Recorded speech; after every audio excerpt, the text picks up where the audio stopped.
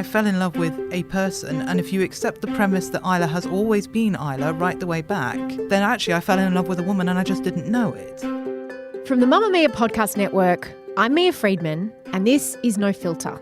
Real stories that'll make you lean in. What would you do if the love of your life, the person that you're married to, told you that they were transgender? What words do you use to have that conversation? And if someone said this to you, how would you feel? This is what happened to Wren Holdom when her then husband and now wife, Ayla, came out to her 8 years ago.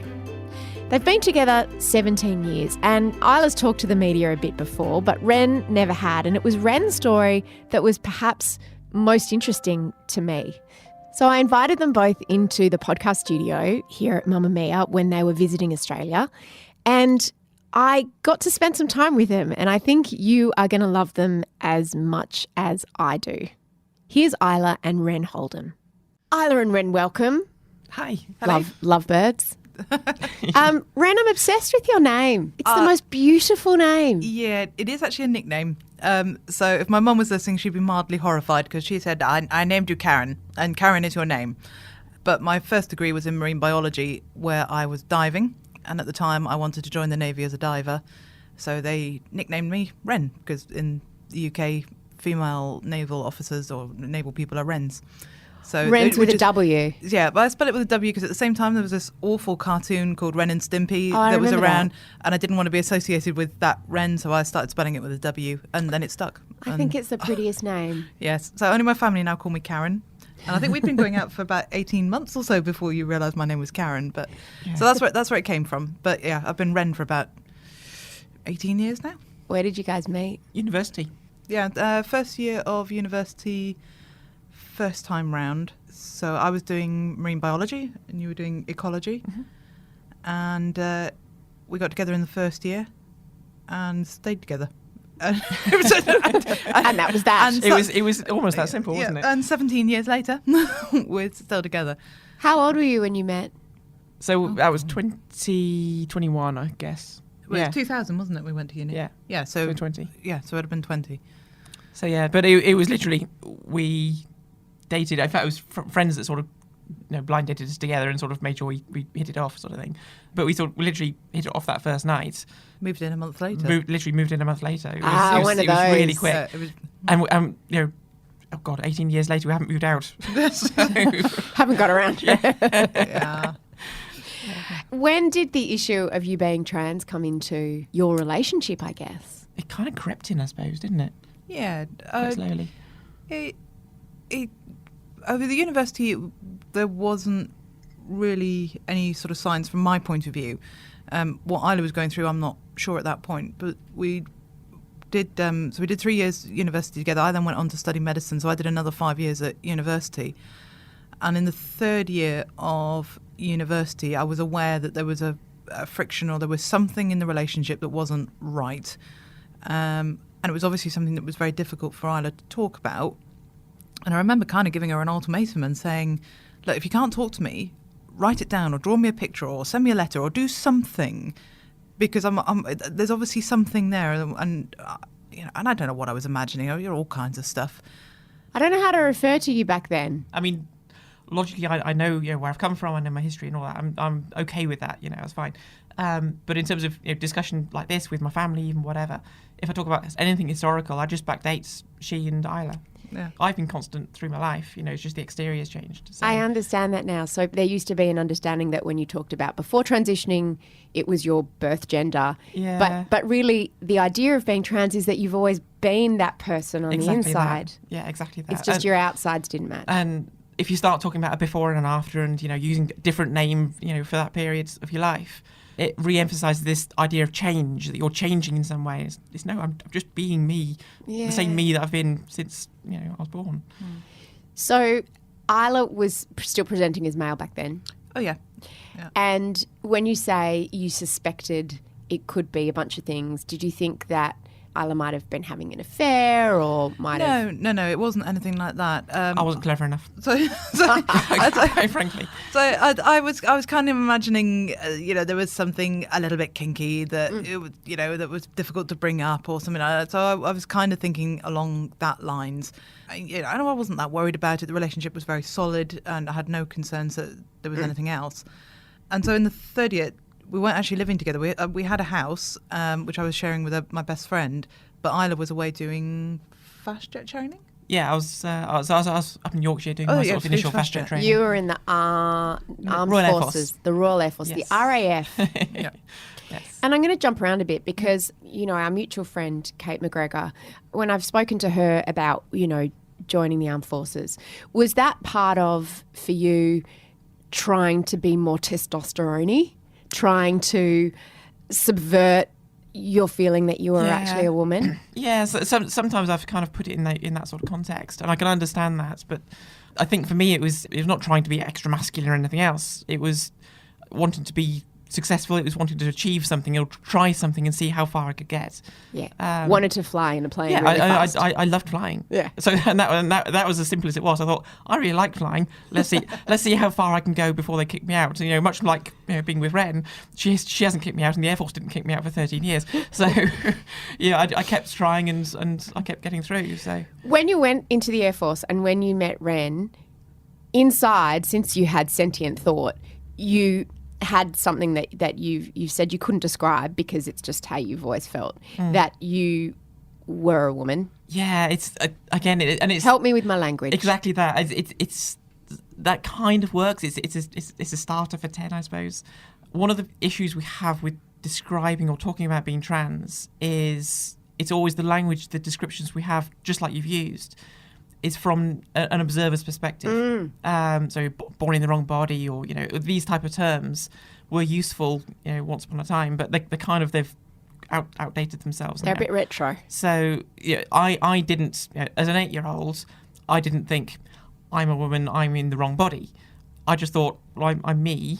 I feel odd, but I had no idea how anyone else in the world felt. So I presume everyone feels the same. I had no language. I had no construct or concept for the idea of being that being trans was a thing, or that could explain how I feel or how I am. So I was looking for anything else. Part of which was my driver for going off to uni, joining the Air Force, was trying to sort of tick these boxes and trying to say, oh, if I just do this thing, that'll complete me. That'll fill the gap. That'll fill the void. And it was only after many years later and realising that actually none of these things were filling the fundamental fact that I wasn't myself. I was living a lie. I was lying to the world about who I am.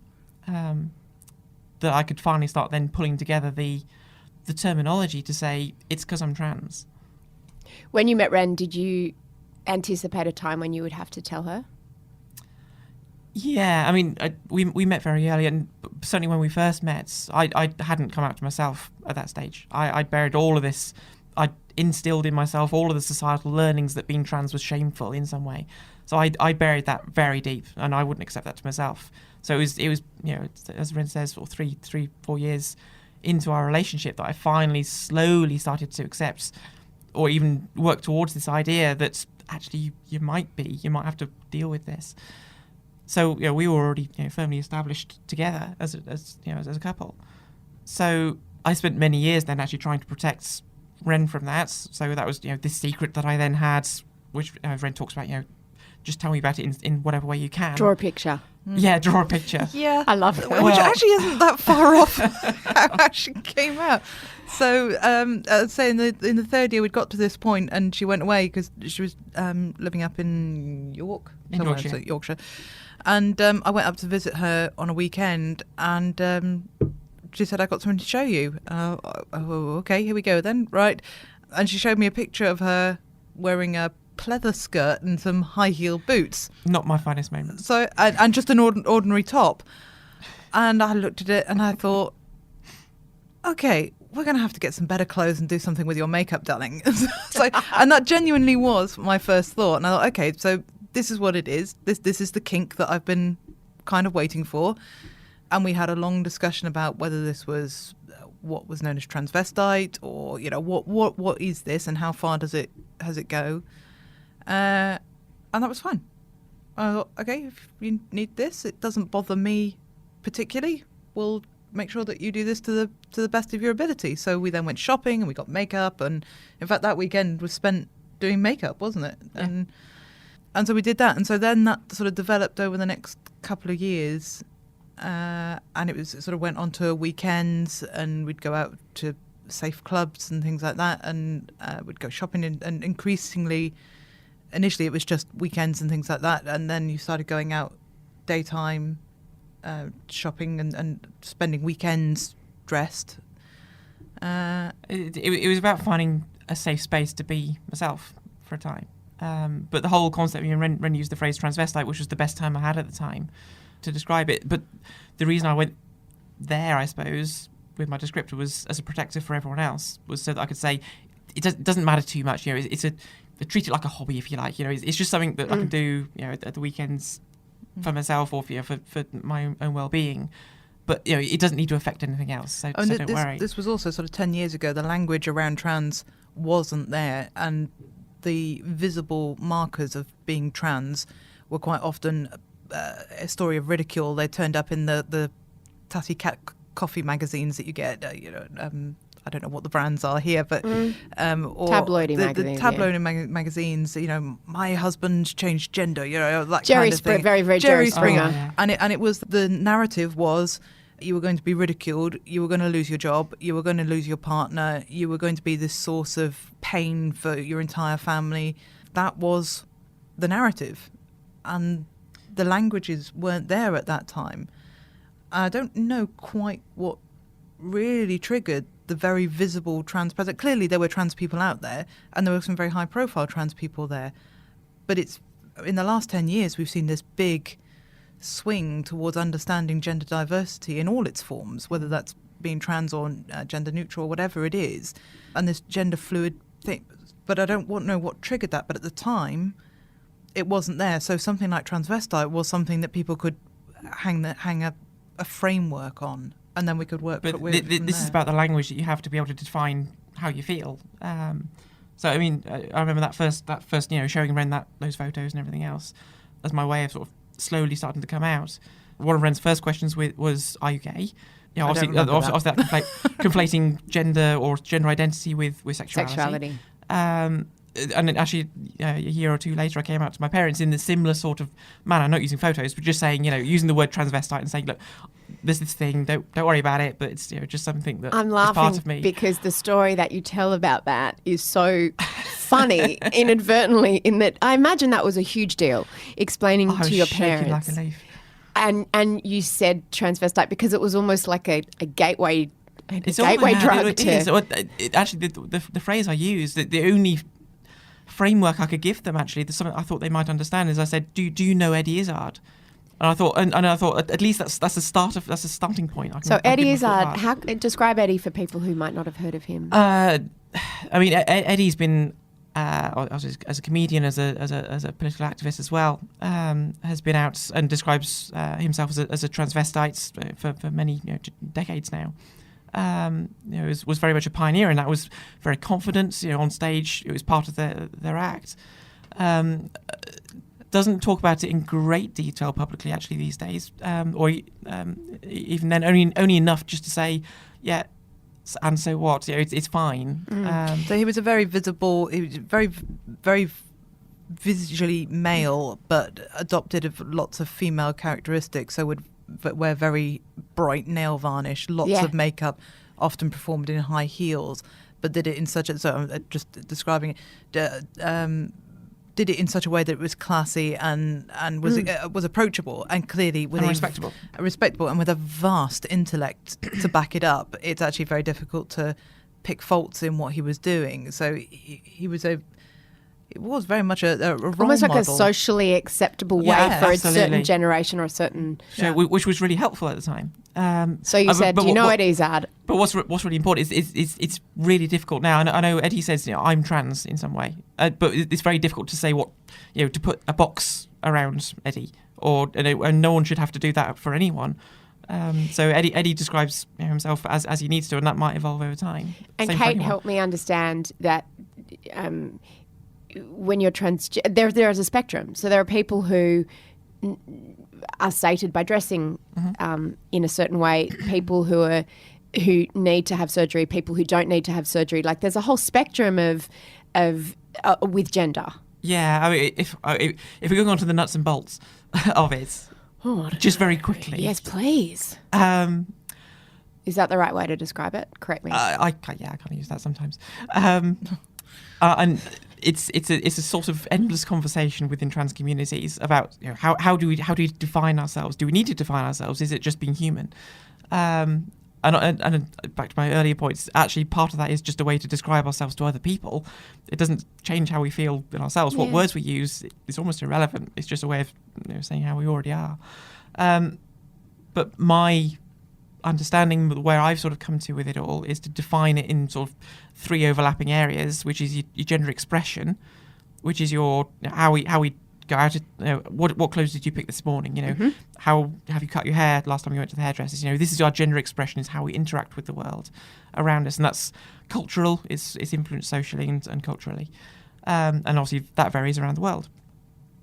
There's then gender identity, which is internal. No one can change that. No one can affect it. It's just how we're wired. It's how we're built. And that's our internal, absolutely fundamental sense of self. So I know my fundamental sense of self, I define as female, that's how I feel and however that fits into the world. So that's the second part. The third then is gender dysphoria, which you talk about, which is feeling deep discomforts with your body in terms of your gender. So maybe your sexual characteristics they're all linked together and overlap in some way, but there'll be a different mix of all those things for different people. So for example, someone, your stereotypical old parlance transsexual, medically diagnosed with gender dysphoria will tick all of those boxes, will have the extreme gender dysphoria. Medical intervention might relieve all of that to the extent that they can get on quite happily in whatever gender presentation, gender identity and gender expression they have in the world. A different end of this spectrum you might define as gender fluid, who actually doesn't have gender dysphoria. They're quite happy with their body. There's the bits in the anatomy they were born with. They're quite happy with that, but they need to express a different side of themselves. So I used the term transvestite years ago, and that's something that might be used to describe someone who doesn't have gender dysphoria, but is trans in some way. They just need to define their identity or so now gender fluid might be a better way to describe Eddie Izzard. It could be, but it's up to him. That's for Eddie to say. It's up Absolutely. to him. So just back to your mum. So you explained to your mum, I'm a transvestite, Eddie Izzard. Yeah. And you said she was great. And then what did she say at the end of the conversation? But again, Dad's first question was, "Oh, so you're gay then?" I said, "No, God, right, okay, that's not who Eddie Izzard is." Okay, let's go even more basic than that. So then I had to use the term transvestite and try and just use those terms. But again, it wasn't true. I wasn't a transvestite. That was not who I was. I was trying to protect them. You were by saying, easing them into it. I was trying to protect myself as well and trying to say, look, I don't need to transition. I don't need to change anything because I feared society and what would happen to my life and those of people around me. How old were you at this stage? 26. And you were in the RAF? You were a rescue pilot for a chopper? Yeah, I was. In fact, I was just starting my career as a search and rescue pilot at that stage. Yeah, right. And then your mum said, I love you. That's great. Well, not great, but I'll deal. Mm. But let's never talk about this again. She did, I know. Which, oh bless her, that's my mum. Sometimes said with absolute love, and she said, I love you. You're my child. We'll support you with whatever's going on. That's fine, but we don't need to talk about it. Which is in a sense saying that's fine, but we acknowledge it's not changing anything. Therefore, we don't need to know about it. But that's also again sort of culturally where we were 10 years ago. In that, white. Isolated, but relatively rural background, little tiny village, that kind of thing. And to be honest, it was the same fear that we had right at the very beginning when Ayla was exposed and it went to papers and all the rest of it. The overwhelming fear was, how are people going to react to this? How is society going to... Because again, the narrative wasn't there. The expectation was that various things are going to happen. You're going to be hounded. You're going to get all of these problems that come through. So that's probably a lot of what was going through your mum's mind was, how am I going to tell the neighbours? Or how is my social group going to react to this? Because when you're tied up with activism of any kind of description, the overwhelming feeling is that the whole world is trans. In this particular example, that everybody you meet is trans, and everything is tied up to gender. And actually, we're talking about a very small percentage of the population that this affects, but it's an overwhelming, over-consuming bubble that you live in. And then suddenly you introduce someone who's never touched that bubble, or doesn't even know the bubble exists, let alone becomes part of it, and you're introducing them to a whole new world. And more importantly, it's happening, and that's happening to their child as well. So there's all the fear about what's going to happen to my child. And I think certainly with your mum, there was an awful lot of guilt as well, and that's a difficult thing to come to terms with, a feeling that she'd done something wrong. That somehow this didn't, which is a silly thing. It is what it is, and the same as any problem, whether it's you're talking about a child who has a medical condition or gay or whatever it is.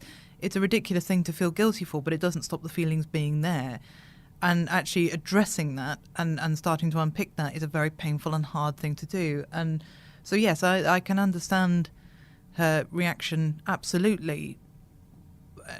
Particularly as she's a relatively private lady anyway, there was to internalise that, and we'll start to unpick that slowly. And it took time, and we had lots of conversations with them, didn't we, over a period of time, and both together and separately.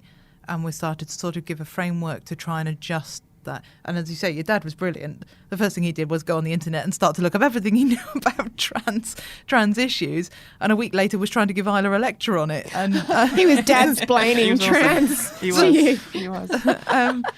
Which just goes up, whereas mum just sort of had a more emotional response. It's more. I don't know whether it's a different thing because that mothering instinct or that mothering angle. I mean, she needed close friends as well to just. In the way she described it later on was that she had to mourn the death of her son, and she very much saw this. In this old language we have of before and after. She had this concept that someone is disappearing and someone new is appearing. So she had to go through that grieving process, which must have hurt immensely for her, because apart from, as Wren says, there wasn't to a degree there often still isn't. It's one of these things. These conversations hopefully change. Is giving someone that structure, that perspective of these are some of the things that other people have experienced. These are some of the things that you might want have happen to you too, or your family too. She had none of that. She had no frame of reference.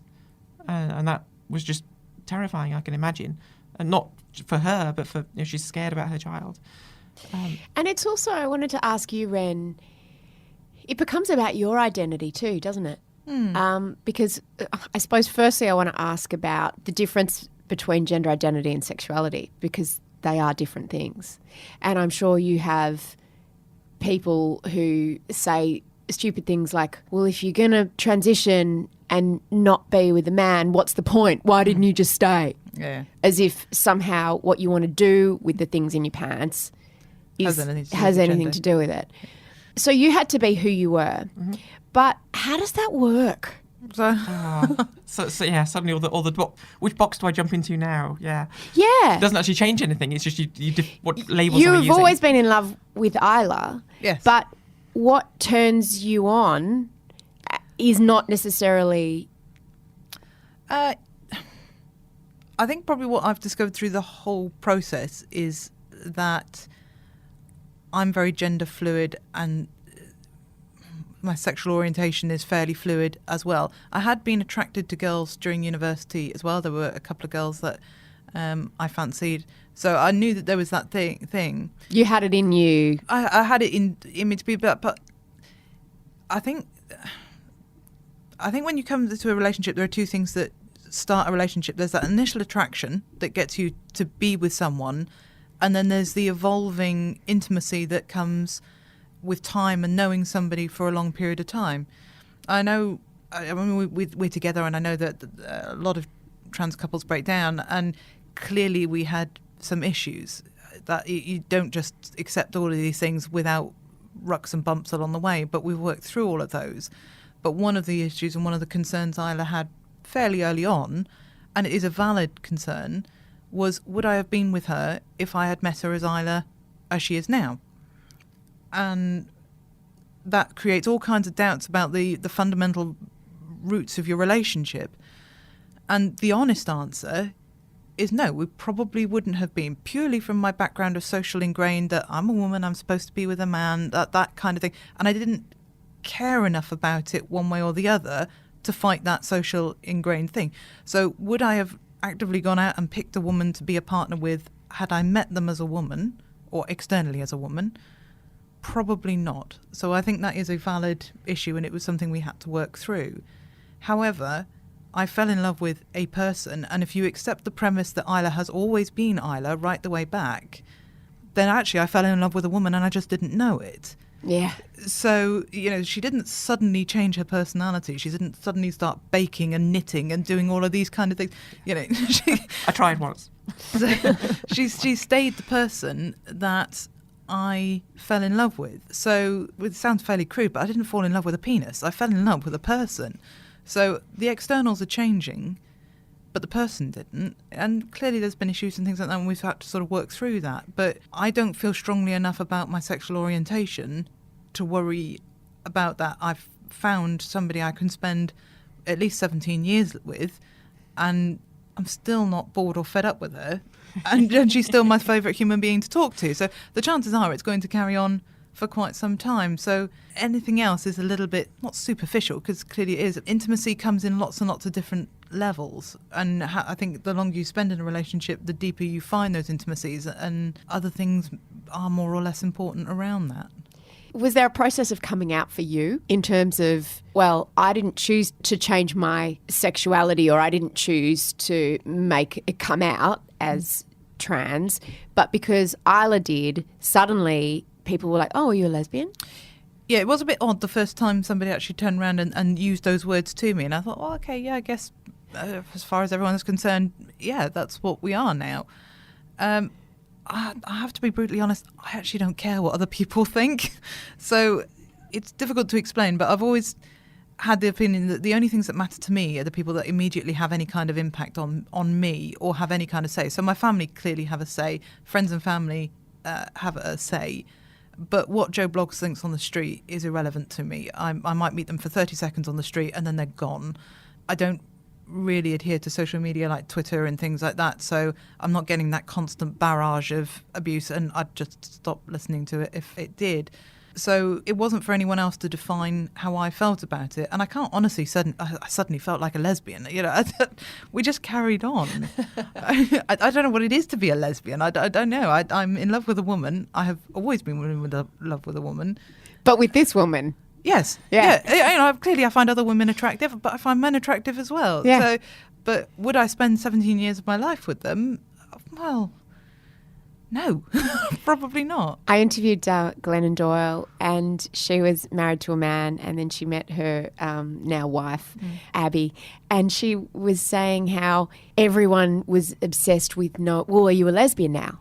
And she said, I decided that Abby and I had to sit down. I said, Abby, we're sitting down and we're not getting up until we work out what I am, because everyone seems to need to know. And she said, my sexuality is Abby. Like, it's Abby who I want to be with. It's that simple and that complex, I suppose. Yeah, I think we are obsessed with labels, and labels definitely make things easier. And we see this in medicine as well all the time, when you've got a collection of symptoms that you're not entirely sure what they are and you can't put a label on it, and it becomes overriding and obsessive. And almost the relief that people get when you can slap a label on it, even if realistically that label actually doesn't mean anything, it just means we don't know what this is. But to have a name for something gives people enormous comfort, and it allows people to sort of go through a mental checklist of what should we expect. And I think that's where the gender fluid movement is causing so many problems or so many issues for people, is because it's a scale, and you can wake up one morning and feel more female, or you can wake up and feel more masculine, and the idea that you can be fluid and not fit into a box, I think scares people, because it's something they can't quite grasp. Boxes are comforting. And when people are scared, it often manifests as anger, doesn't it? You then must have had to have a conversation, I want to take this further, I want to transition. Yeah, so that was my proper coming out, I suppose. So I'd done this period of trying to sort of protect everyone and saying it's okay, but I'm not really trans. It's a part-time thing or whatever. It's a hobby. It's a hobby. It's my side hustle. Something like that. but actually, what that showed me was that it was more painful to keep that secret, or to go from one extreme to another, or to try and be. It felt like trying to be two people and have this secret. I just wanted to be me, ultimately. So that was a totally different coming out process for myself and for everyone else. And that was very noticeable from my point of view as well. And in the lead up to her coming out with that photograph, there'd been something that was there, but it wasn't overriding. In the 18 months leading up to her coming out and saying, this is who I need to be, it was a lot more stressful. I was tied up with some work issues and things as well, but it was much more intense. It was a constant sort of nag in the back of my head that there is something deeply, not wrong, because it wasn't wrong, but there is something deeply upsetting to Ayla, and I don't know what it is. It was a much more visible process, and I think that was when you were kind of coming to your conclusions as well. That was where I sort of, the whole process of leading up to that was kind of the lowest point I ever got to, and what scared me was that if I died tomorrow, no one would have known who I was, and that life felt like a lie, and this void inside me was just ever present. There was one pivotal sort of weekend where I sort of said, sorry, I'm going to have to make a decision here and tell people. And I'd broken down on the phone to my sister. She'd been a confidant for me for a long time. She's a little bit older than I am. Gone out for a weekend with friends as myself. And that weekend I just thought, I can't not be me anymore. And I sort of made that decision then that I'll take steps. When you said I went out with friends as myself, as Ayla. As Ayla, yeah. And then was there a sense of you'd have this freedom periodically, but then you'd have to go back into a world where you had to present as male? Absolutely. And what did that feel like? Obviously for some people that's fine. That's absolutely right for them. I had many friends who that worked for really well, and that made them happy. But for me, that it felt like it almost tore my soul into every time. At the end of every moment, I'm almost welling up now just imagining that moment of having to go back to presenting as male, or presenting as what felt to be a complete lie to the world. I'd been honest for 24 hours, 48 hours, and stretched it out for as long as I possibly could, and then had to sort of hide it all away and pretend I was something else. Go back to prison. Absolutely, just like a prison. And it was just sheer agony. It must have been hard for you to watch, Wren, too. As I say, there was a building tension that I was aware of in the background, and there were mood swings and difficult to talk to, and trying to sort of eke out this. And I think there is this, you don't talk about your emotions, you don't talk about things like that, and it's a heart-rending thing to have to turn around, particularly knowing that with the implication of saying that, you could lose your partner, you could lose your family, there are some big consequences of saying I am trans and this is where I need to be. So I can imagine that it's sort of building up, and this almost like a corked bottle ready to go. So I was aware of this, and we were trying to get it out. And in terms of actually the conversation, so as a doctor, this is breaking bad news. Okay, you're about to tell somebody that some patients. So in terms of breaking bad news, as a doctor, you get a lot of training on how you do this, and you do it in the right environment, and you do it with carefully and gently, and all the rest. And there's lots of training about how to do this. Okay, telling somebody in the middle of an all-you-can-eat Chinese on the outskirts of Salisbury is not the place to do it. She later learned. So there was a rationale to it. There was a hope that I wouldn't cause a scene, which was right. I didn't cause a scene, but we were then trapped in a car together for 2 hours. Because we were still getting home, and I just remember crying all the way home. We didn't really talk then, did we? No, that was obviously tough, and I had the relief that I'd actually come out with this, I guess, but then immense guilt that I could have picked a better place, and how could I have done this better? Wren's hurting now, I've made her cry, all of the fears that I thought must be floating around her head.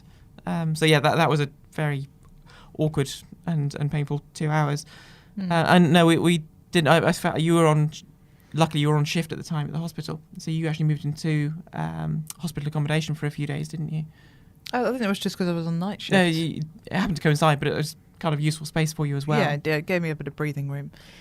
Wren, the way you've been talking, I would have thought you'd have been like, oh, cool, like naively, because obviously we've gone some broad brushstrokes over the whole process between drawing the picture or showing you the photo of the pleather skirt and that moment in the all-you-can-eat Chinese buffet.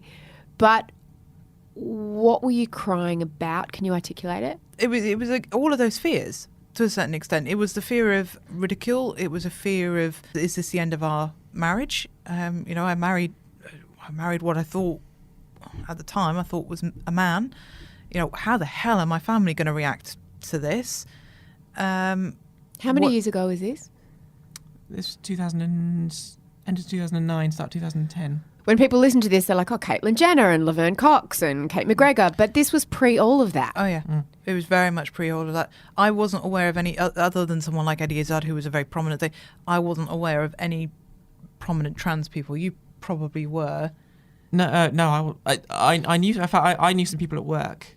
So within the Air Force, I knew of some people who were trans a decade before I was, or before I came out. So I'd had some. That must have been a beacon for point you. of reference. Absolutely, they were role models for me. Yeah. They were it's okay.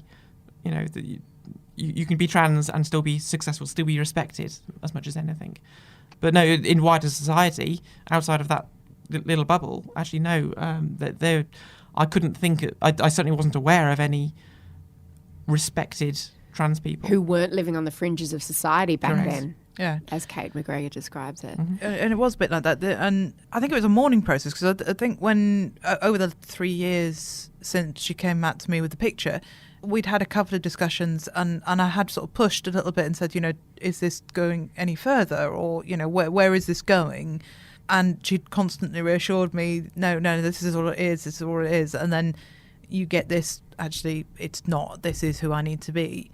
So there was that. It was just shock as much as anything else. But now I can't remember whether it was in that conversation or a little bit later on. But one of the things I was saddest for is, as she said already, was the idea that I'd been with this person for 7-8 years at that point, and I didn't know who they were. And when she said, I could die and nobody knows who I am. Oh, that's heartbreaking. God, I've been with you for 7 years. I've been as close to you as and I don't know who you are, or I didn't know how you felt to that extent. And then the natural question is, well, how can you stay with them? They've lied to you and all the rest of it. And I'm like, well, no, they didn't lie. They've been trying very hard to protect me. But even if I did take that point of view, we'd got married just over a year prior to this. And I'd stood up in front of everybody I care about and said, I love this person. If I loved them and I genuinely care for them, and they're telling me that they now have a choice between killing themselves or continuing their life in a different direction but as something else, if I love them, how can I make them make that choice? Even if I don't stay with them, then clearly I'm going to support them to transition. Because if the alternative is that they do something pretty drastic, then how can I love them? So for that's kind of how I started to rationalise a lot of those initial feelings. So, okay, well, however the relationship however that evolves, clearly I'm not going to stand in the way of this. At first, did you think, we'll just be friends? We'll just transition to a platonic relationship? Or was that never even a choice? We talked about it. I mean, in that first week, when I remember staying outside the hospital and having that conversation, and actually what we said at the time was, we love each other now. Right now, we love each other. Let's see how we feel with each other in a year. Mm. And let's see if we're still sexually attracted to each other in a year. Yeah. Who knows what will happen down the track. Mm-hmm. Was there a time when you said, I'm in, Wren? This is, and I'm talking in broad brush strokes here as well as from our own experience. When someone's transitioning, they're going to go on hormones, and they're going to go through a second puberty, whichever way they're going, whether it's male to female or female to male, they will go through a second puberty. And I don't think most of us can remember our puberties, but we're allowed to be, and I don't know if I can say this, we're allowed to be assholes when we're going through our puberty, because that's the expectation. Yeah. And at 15, 16, whenever it is that you're doing it, that's kind of acceptable, that you're going to get these mood swings. You're going to be a pain in the ass, but you forgive them a lot because that's the expectation. So true. When you're doing that as a 25, 26-year-old, person, Or for some, as someone in their 50s or yeah. 60s or however old. you are going to get that plus 10 with all an adult's responsibilities and commitments, etc. But you're still going through all of those upheavals and all the rest of it. And that, I think, is the bit that partners struggle with, because they didn't sign up for that. You didn't sign up to be married to a hormonal 13-year-old girl. Absolutely. Wow, I and get that. there is an enormous amount of selfishness that a trans individual, and we've talked a lot about this, that has to have, because you've gone through all of this thing. You're now going to have some major changes in Ayla's case, and again, that's depending on the spectrum of where you sit. But in Ayla's case, we're going to have some fairly big external changes, which requires time, thought, investment from herself to sort out. So there's a big sort of selfish package tied up with someone who's going through massive hormonal swings, plus your own social changes.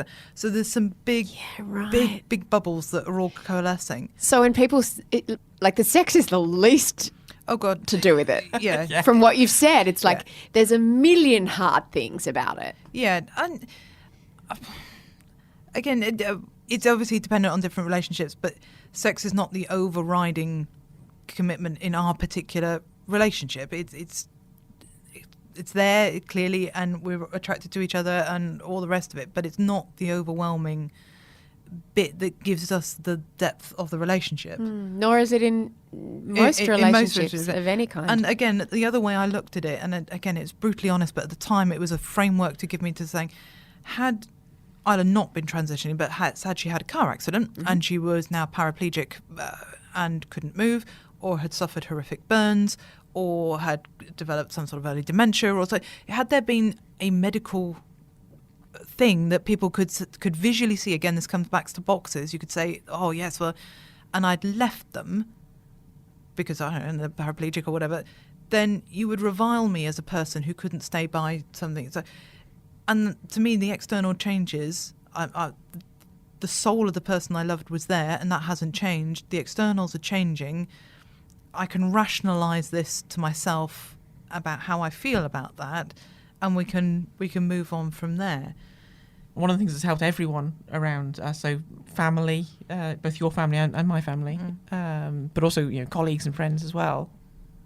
One of the major things that's helped them come to terms, or very quickly accept Ayla's Ayla, that's normal, that's fine, is Wren, and the way that she is with me, and the way that she normalises that this is just a human thing. It's something that's happened, and we'll deal with it. And people very quickly pick up on that and say, yeah, okay, I'm on board. This is fine. This is normal. There's nothing. If she can deal, if Wren can deal with it, yeah, exactly. What right do I have rights to lose it? Yeah. And then you went to the royal wedding. I know, that was quite cool. Tell me about that was another reason. day. That was another reason to stay with her.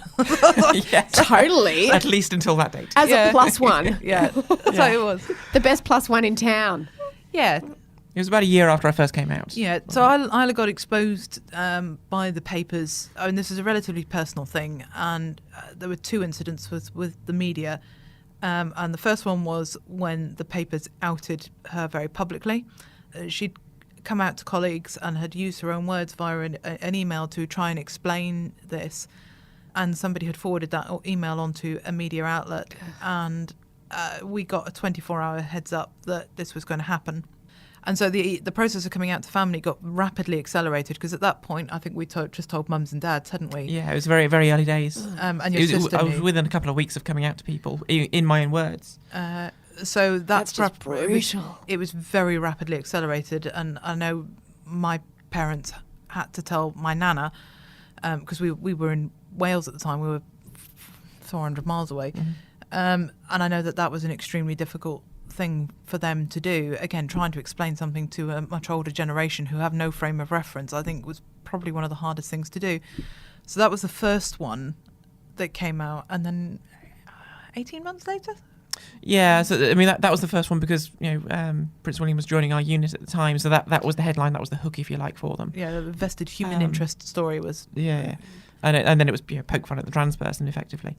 And what was the headline? The headline was Wills Powell loses his chopper, which it's worth highlighting. Actually, that was the Sun came up with that. The Daily Mail had their own version, and then it got picked up, by websites and whatever around the world. How hilarious! Well, I can imagine in the meeting they thought, "Oh, great, we've come onto something here," because that's what the Sun do. And I actually since then, and this is a different story again, but I've with other people developed a very good relationship with the Sun, and I remember a meeting with them 2-3 years after that event. Sat in a room with their managing editor, who was Stig Abel at the time, and some of their senior journalists. And I was telling the story, and Stig was tapping away on his laptop, pulled up the websites of their story online, and just said, "I'm so sorry. This shouldn't have." It was before his time, but we shouldn't have done this as a paper. I'm so sorry. I'll have it taken down straight away, and it doesn't exist online now, which is fantastic. And that was sort of the starting point of this change in the media as well, and change of expectations. I thought it was interesting. I've heard you talk about before feeling that you didn't want anyone to feel awkward around you and anyone to feel like in your work environment, which is, I imagine, a very high pressure one. You now work in police search and rescue, but you used to work in the military. In the military search and rescue. Yeah. And when Prince William was in your squadron, platoon, give me the words. Squadron. So yeah, RAF squadrons. Okay. So, and you said you sort of didn't want him to feel uncomfortable. You didn't want anyone to feel uncomfortable. And I thought, you guys must have had a lot in common in that way, in that he must feel that all the time in those kinds of situations, particularly in that work situation, that he doesn't want the fact that he's a prince to be a big deal. He just wants to be treated just like everybody else. And you don't want the fact that you're trans to be a big deal. You just want everyone to feel comfortable. So in that sense, I felt that you two were probably had a lot of similarities in that way. I can't speak for him. We didn't have that in-depth conversation about it. He was a colleague as any other, so I talked to him as much as I talked to any other colleague about it. But you got to go to the wedding. Can you just tell me about the wedding? The whole squadron got to go to the wedding. So it was... Was it amazing? Well, the whole flight up at Valley got to go. It was amazing. It was a great honour. It was a surprise that we all got to go, and it was wonderful to. It was like going to a colleague's wedding, except the Queen's there. Remember watching the Queen and Pippa's bum. So it was amazing. Yeah, I think that the whole cut to. We were in awe at the style choices and the dress she had, and it was just. And everyone's dresses, all the guests and Posh Spice was there. Yeah. Oh, she was opposite us. I was going to say she actually had a bit of cob on. What does that mean? She had a face on her. She was. A big grumpy. A big grumpy. So the guests outside of the part of the church, so all the hobnobs and all the rest of it were right next to the altar to see and the dignitaries and all the rest of it with their family, and then sort of the added guests were just slightly outside of that, so you saw them all parade down, but you actually couldn't see the altar. You were watching that on a TV. But that wasn't seated, so it was basically first come, first serve. So all us plebs, all the military lot got in first, who were all very excited and turned up 3 hours early, all got some of the best seats at the front, and all the celebrities who didn't really want to mingle, didn't really want to mingle, turned up late, and all got seats at the back. And so you had all these very, very well recognised people all sat at the back, and we're all sat there at the front.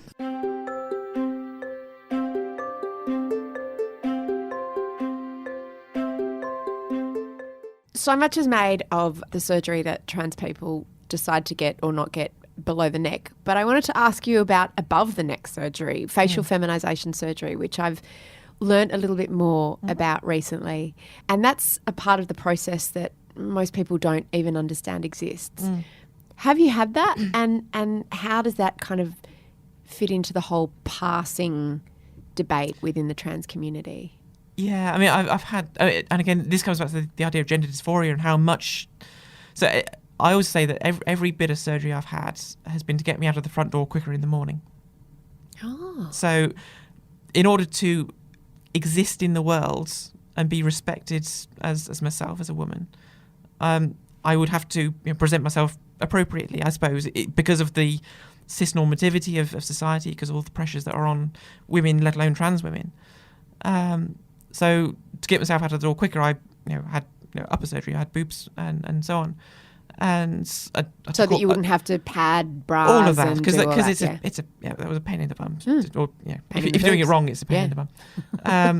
when they slip, it's a pain in the bum. So all this type of stuff, and partly it's feeling right with yourself and feeling real and feeling natural. So and facial surgery, if someone goes for that, is part of that as well. And it's what do you need as an individual to overcome or to manage your gender dysphoria, and that will vary per person, and it might vary over time as well. So there's no rule book. That's the thing. You're trans, therefore you'll have this, that, and the other surgery, and you'll take these hormones. Isn't true. There are generals to be made, but it's what do you as an individual need to get yourself functioning in society, to manage your gender dysphoria. You don't cure gender dysphoria. I still have it now. I've got to a stage where I can deal with it. Why do you have it? It's partly social pressures. It's partly this whole issue of the taboo around being trans. It's partly the fact I constantly have to talk about it, but it's always there. It's the discord that I have with my genetics, with my birth gender, however you define. So that. you're not allowed to just be a woman, being a woman in the world. You've got to keep talking about the trans. Partly, I've thrown that. That's partly that brings it back to the surface. But I can manage that as myself. But that's just currently where we are at the moment. I mean, it's through conversations like this that you start to move that narrative forward. And what we're finding with the mainstream media is they're still hung up with the, so what have you had done? How What's do you in do your that? pants? It's all of that. And that's been demonstrated very recently in the UK with a debate that basically boiled down to the same old stereotypes, questions. And we're 10 years down the line from this now. We should be evolving that narrative. And I remember Ayla had a very definite point.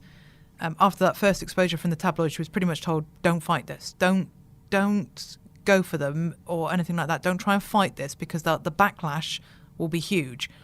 And for a while, that's what we did. We kind of hid under the radar. We didn't say anything. We didn't do anything. What changed that, I think, partly was the Leveson inquiry. That gave people a framework to say, actually, this wasn't appropriate. This is what gave the you Leveson some inquiry was into the behaviour of the tabloid media. Correct. Yeah. And Ayla was asked to submit evidence towards that, partly because of how she'd been treated, both with that and with when the invitation to the wedding came out. There was another headline about Will invites pals and Will invites RAF pals and transsexual. to wedding. Singling me out. So, Yeah. Really? I'm also one of his, Or his Yeah. pals. one of his workmates. So it was that kind of thing, but there was very definitely a point, and I think it was after that and after the Leveson inquiry that Ayla said, actually, no, I don't need to be embarrassed about who I am. I don't need to be ashamed about this, and therefore I will be an advocate for this. And that sort of evolved as the process has gone on. And you need that. At this moment in time, you still need this. In the same way that when the LGBT or LGBT issues were coming out, you needed those very visible, vocal things. Like Ellen, to change the narrative. To change the narrative. But you needed, all going right the way back 30, 40 years, you needed those visible people. And to expect the narrative to have changed in just 10 years, we've made huge strides forward from where we were from when we were outed to where we are now. We've made huge strides forward. But the idea that we're suddenly going to click our fingers and change all of this is naive. It's going to take time, partly because the process and the narrative is evolving itself within the community. So it's going to take time. And that's why Ayla, although, yes, we go over this and over this and over again, she does it so other people don't have to. And that's good. There's, in terms of, and we've talked about this between us as well, in terms of things that trolls can go after or the papers can go after, Ayla doesn't have very many of those. We've got a supportive partner, supportive family, a nice upbringing, no big major problems in political life or anything. So there's very little for anybody to poke a finger at and say, right, well, you do this, this and this, and therefore we can ridicule you for that. So in terms of a role model, it's very difficult for somebody to take Ayla down or smear her in any way. And I say that with due caution. That's not open season. So, yeah, we say that with due caution. But it means that you've got somebody who's very sensible, who's very eloquent, who can talk sensibly about these things without getting irate, can listen to somebody ridicule and make inappropriate comments, or what would be deemed to be inappropriate comments, and say, you know what, you've got to phrase that a bit better, but let's have a chat about it. And so you're an approachable individual. And so these conversations are important for those reasons, because if you try holding this conversation with somebody who's more volatile, all you do is stoke fires. If you try having this conversation with a 16-year-old, then you expose them and you make them more vulnerable. So when you have strong advocates and allies, they provide the framework for other people to start to expose their own stories. So although, yes, we talk about this a lot, and so it comes up a lot, it's important to provide that for other people. And that's why I think, you two choosing to speak and be honest and open is just such an act of generosity, because there will be parents listening to this, and there will be kids listening to this, and there will be adults listening to this who don't even know that this is in their future, either as the partner of someone who is trans, or, perhaps a loved one or a parent. So thank you both so much for your generosity in sharing your story. Oh, thank you for you the very time. much. Thanks for listening to No Filter. How great are Ayla and Wren?